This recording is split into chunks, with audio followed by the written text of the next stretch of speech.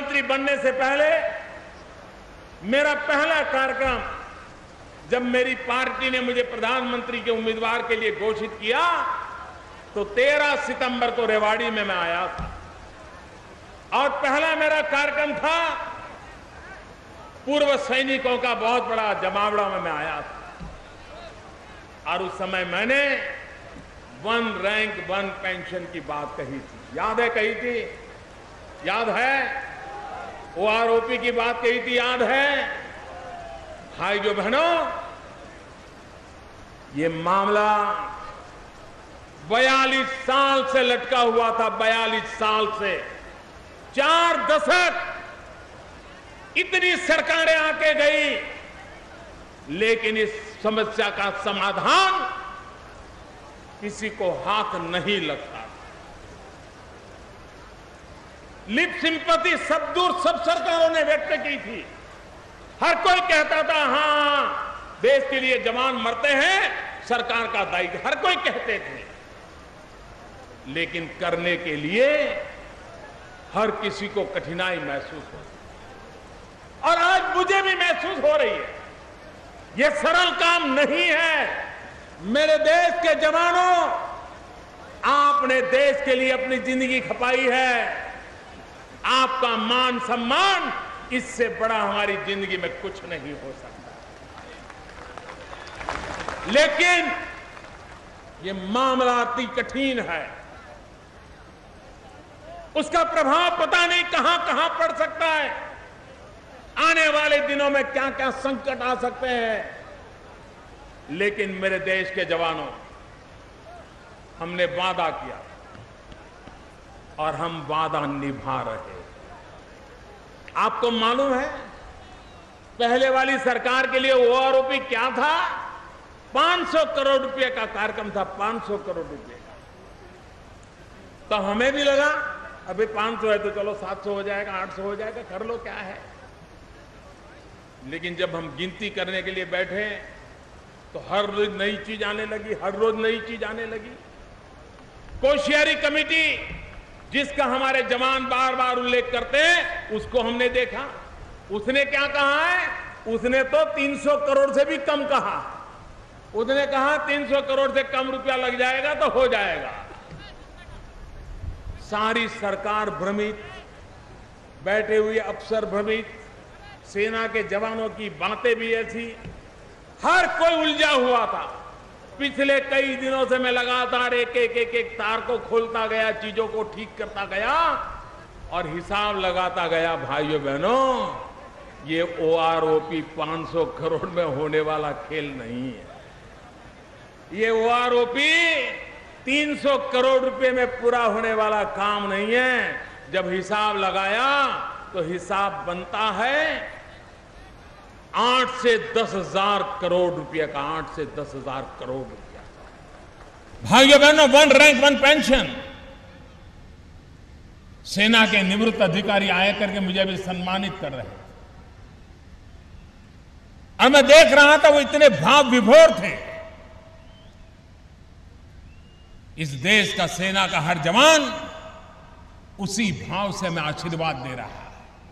40 साल से लटका हुआ मसला, 40 साल कोई पूछने वाला नहीं था।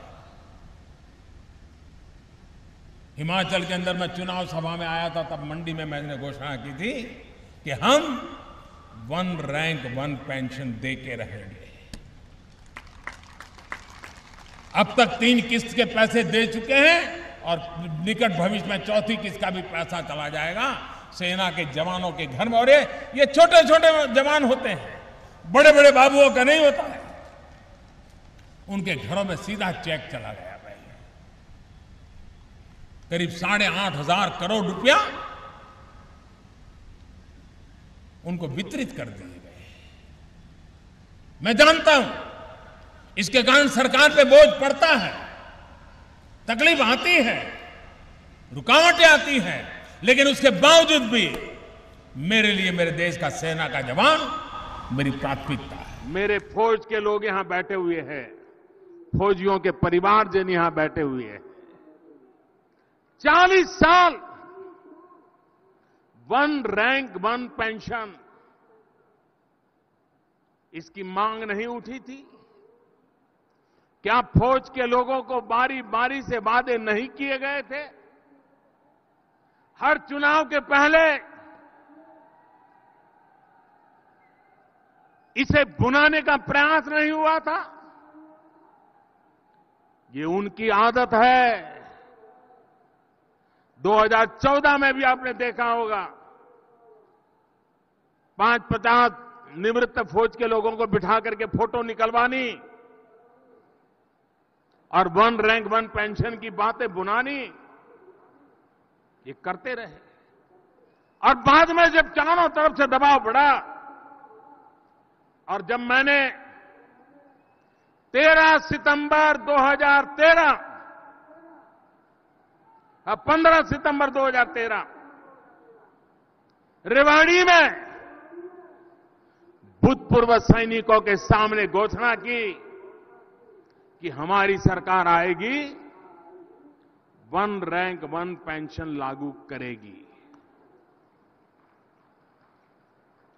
तब आनन फानन में, अफरा तफरी में, जैसे यहां रिफाइनरी का पत्थर जड़ दिया गया, उन्होंने इंटरिम बजट में 500 करोड़ रुपया 1 रैंक 1 पेंशन के नाम पर लिख दिया। 4 दशक तक 1 रैंक 1 पेंशन के नाम पर हमारे पूर्व सैनिकों से विश्वासघात करती रही।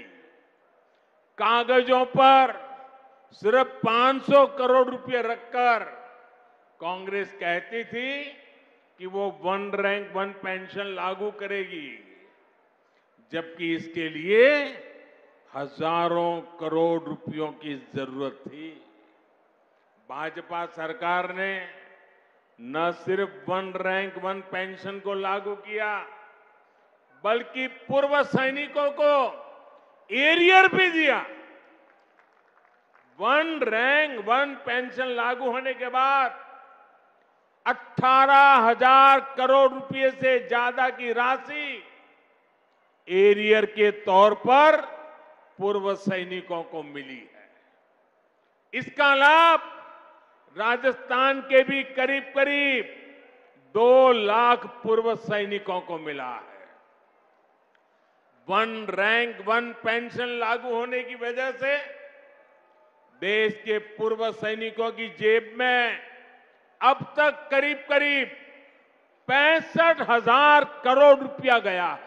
आप याद कीजिए, हमारी सरकार ने 1 रैंक 1 पेंशन लागू करने की गारंटी देश के पूर्व सैनिकों को दी थी।